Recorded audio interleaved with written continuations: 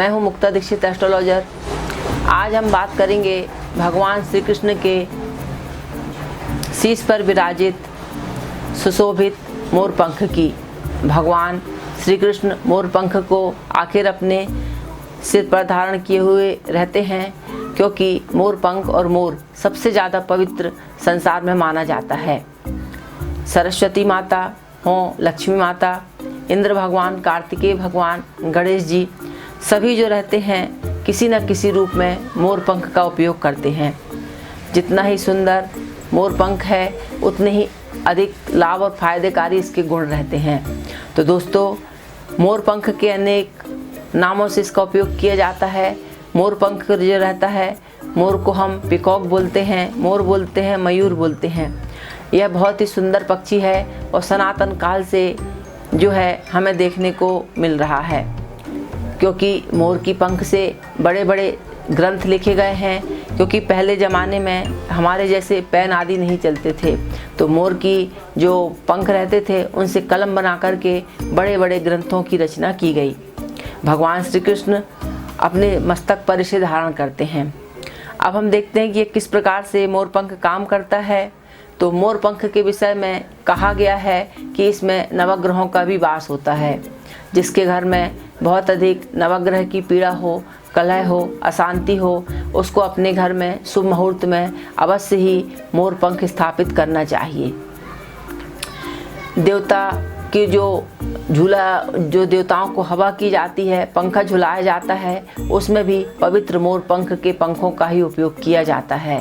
तो मोर पंख बहुत ही पवित्र वस्तु है। इसे हम जहाँ पर भी रखते हैं वहाँ के सारे यह नेगेटिव प्रभाव जो रहते हैं वह दूर कर देती है। किसी के घर में यदि बहुत अधिक वास्तु दोष है तो उस स्थान पर मोर का पंख स्थापित किया जा सकता है। नवग्रह की पीड़ा के लिए किया जा सकता है। पढ़ने वाले विद्यार्थी रहते हैं, वह अपनी टेबल के सामने यदि मोर पंख या फिर मोर की प्रतिमा लगा कर के रखते हैं तो ऐसे में वो ध्यान एकत्रित करने में बहुत फ़ायदेमंद साबित होती है। पढ़ने वाले बच्चों को अवश्य ही यह प्रयोग करना चाहिए। किसी न किसी रूप में मोर को या मोर के पंख जो रहता है मोर, उसकी तस्वीर को पढ़ने वाली टेबल के सामने अवश्य रखना चाहिए। यह सफलता देने वाली होती है। मोर धन देने वाला भी होता है।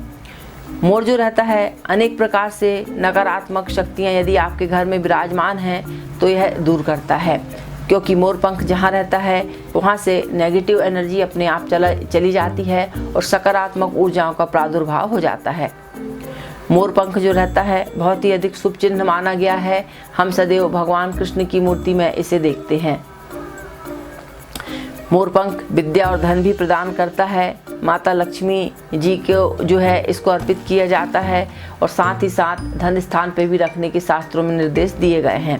तो मोर पंख जहाँ पर भी रहता है यह शुभता लाता है, धन को बढ़ाता है और अनेक प्रकार से सफलता के योग ये देता है, कार्यों में सफलता देता है। मोर पंख जो रहता है नकारात्मक शक्तियों के प्रभाव से को भी बचाता है। कहा जाता है कि यदि कोई बहुत ही अधिक नकारात्मक शक्तियों से पीड़ित रहता है तो ऐसे में थोड़ा सा मोर का पंख जो रहता है उसे ताबीज में भर करके पहना जा सकता है। हम देखते हैं मार्केट में, बाज़ार में बड़ी आसानी से जो मोर पंख बेचने वाले रहते हैं उनसे उसको खरीद करके इसका प्रयोग अपन कर सकते हैं। मोर पंख जो रहता है इसे घर के दक्षिण और पूर्वी कोने में रखने से यह धन प्रदान करने वाला हो जाता है। मोर पंख जो रहता है घर में रहने से किसी भी प्रकार के जहरीले कीड़े मकोड़े जो हैं घर में प्रवेश नहीं करते हैं और घर के मुख्य द्वार के सामने मोर पंख लगाने से जो रहता है किसी भी प्रकार की बुरी शक्तियों का प्रभाव घर पर नहीं होता है। तो दोस्तों, इस प्रकार से जो है मोर पंख का उपयोग कर सकते हैं और इसके जो रहते हैं, क्योंकि मोर पंख को रखने से राहु की यदि आपके घर में परेशानी चल रही है तो उससे भी शांति इससे मिलती है। तो मोर पंख अनेक प्रकार से फायदे देने वाला रहता है, लाभ देने वाला रहता है। तो आप इसका उपयोग कर सकते हैं। वीडियो देखने के लिए बहुत बहुत धन्यवाद। नमस्कार।